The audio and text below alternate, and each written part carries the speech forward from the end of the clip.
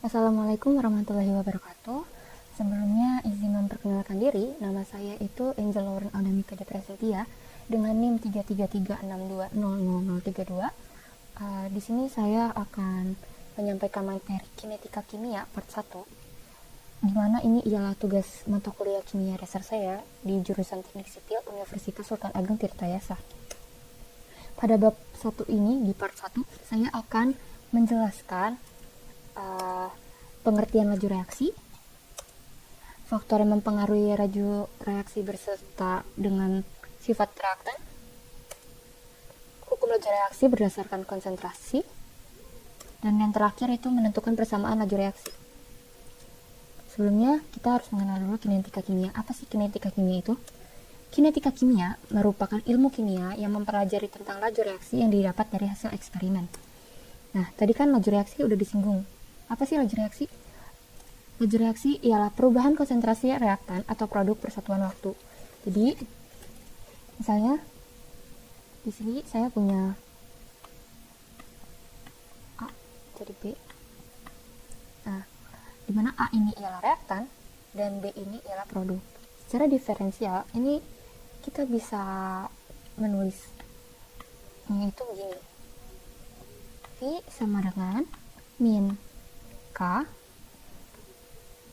delta konsentrasi A per delta waktu atau T. Nah, untuk produk itu bisa dituliskan V sama dengan plus K delta B, delta konsentrasi B per delta waktu.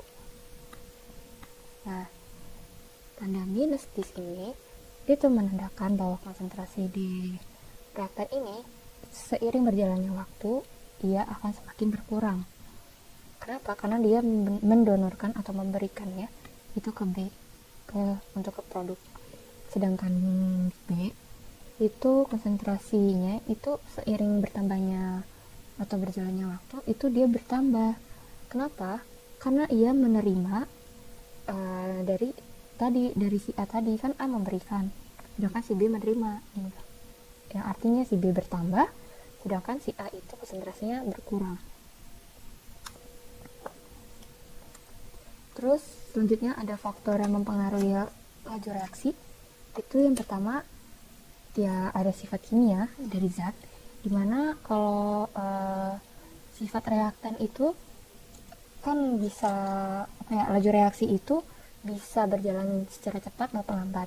Nah, sedangkan sifat reaktan itu kalau secara umum reaksi anorganik itu dapat berlangsung secara cepat dan spontan. Kenapa?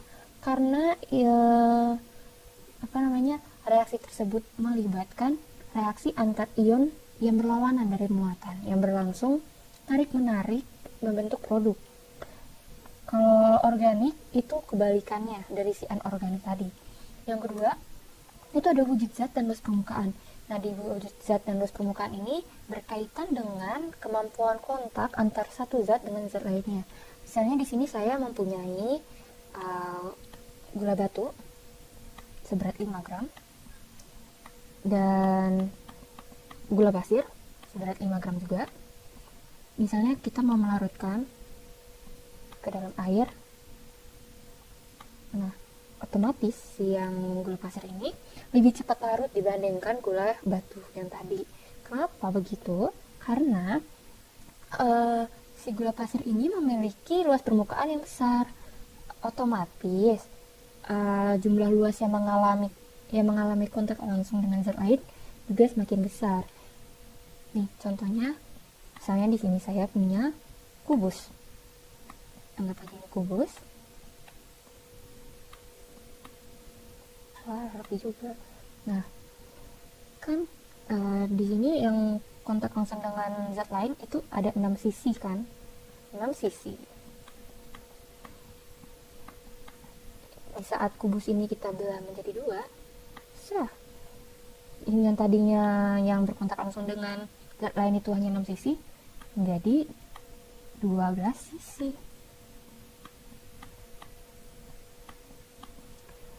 Kalau kita belah lagi, maka ia akan bertambah lagi. Begitu terus untuk selanjutnya. Nah, maka kalau semakin kecil si molekul ini, maka akan semakin cepat larut karena ia yang berkontak langsung dengan zat yang lainnya juga akan semakin banyak gitu. Udah, ini kita hapus dulu. Hapus dulu. Iya. Bersih.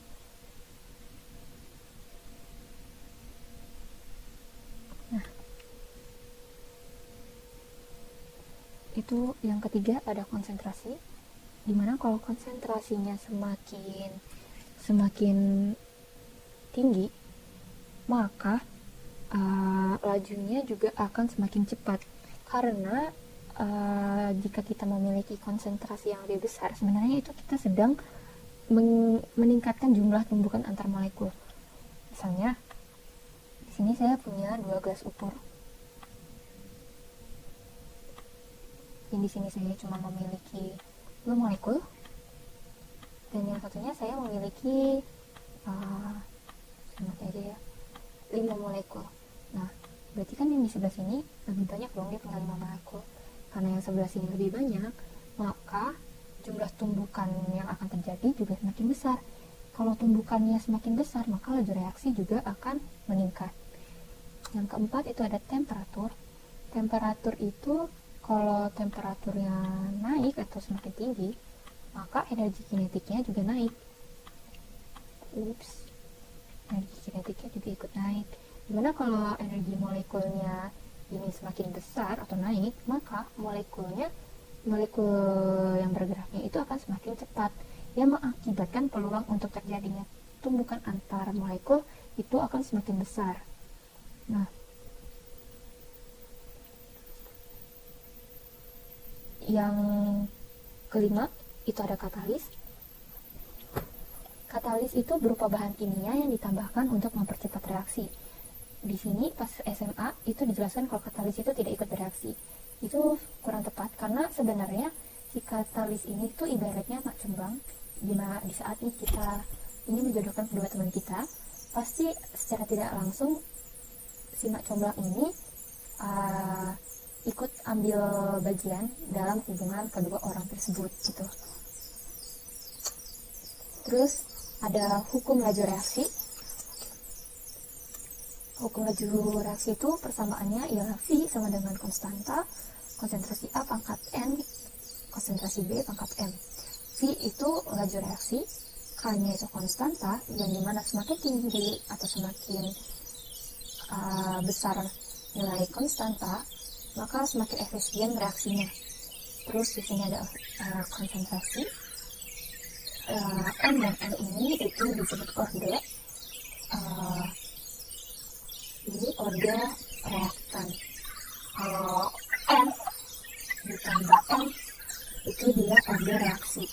Nah, orde itu menyatakan efek konsentrasi suatu reaktan pada laju reaksi. Misalnya di sini itu ada konsentrasi A yang berorde 2. Dan kalau saya mau memperbesar ini, si konsentrasi A sama jadi 2, maka itu 2 sama 2 jadi 4 kalinya. Oh iya, hukum laju ini itu diperolehnya dari suatu eksperimen ya. Jadi ini adalah perhitungan dari persamaan reaksi. Terus ini ini satuan dari persamaan tadi. Terus konsentrasi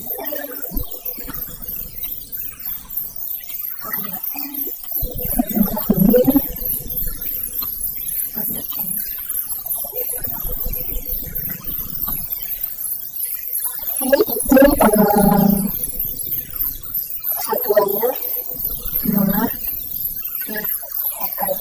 untuk konsentrasi A dan B itu M dengan satuannya. Sedangkan untuk K itu dia menyesuaikan ini menyesuaikan gimana caranya agar tadi ini tetap watt per second. Soalnya di sini kita punya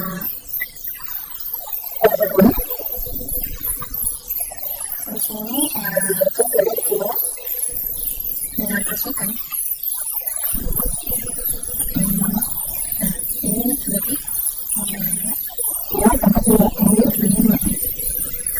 untuk konstantannya itu satuannya dari dengan pangkat satu dikali second pangkat yang satu. Untuk yang kedua yang itu pada satu itu disebutnya V kalau kosnya fisika.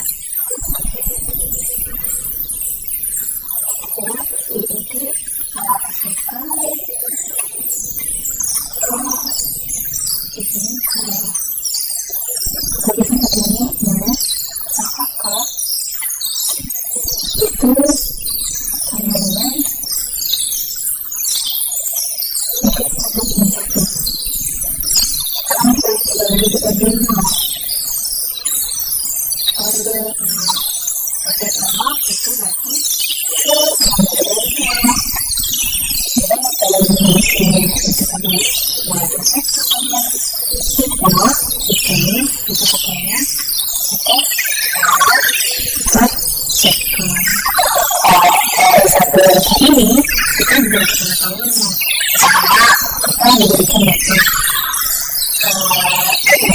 kalau kita tahu kayak misalnya kedua kita 31 pangkat mulai kita 31 mulai pangkat 31 sampai sekarang pangkat 1 dan kita bisa tahu itu ambilnya begitu.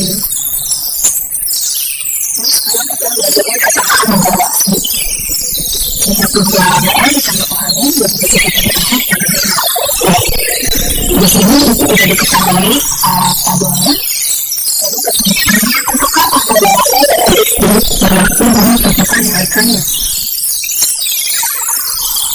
Untuk persamaannya itu selama bersekolah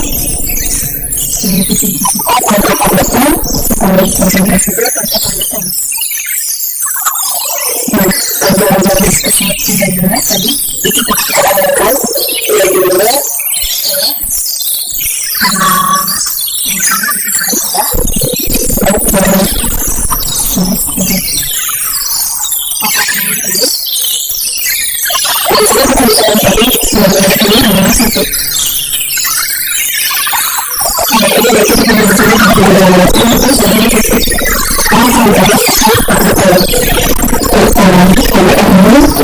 bisa bandingkan dari kita dari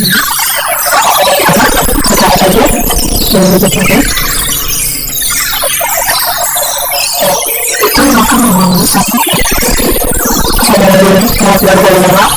nanti ketujuh untuk itu dari nanti itu di sini ada itu totalnya satu. Nah, kesamaan biasa diteruskan si sama dengan konstantan satu dua tadi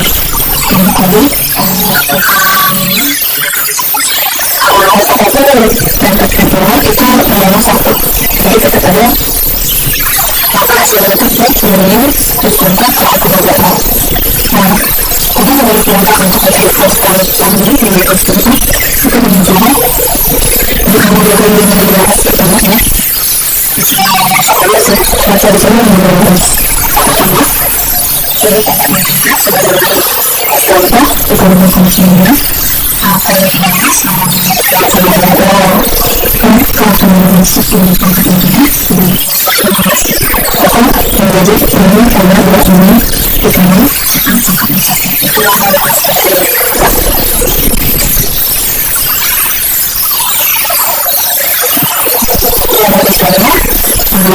apabila kekurangan silakan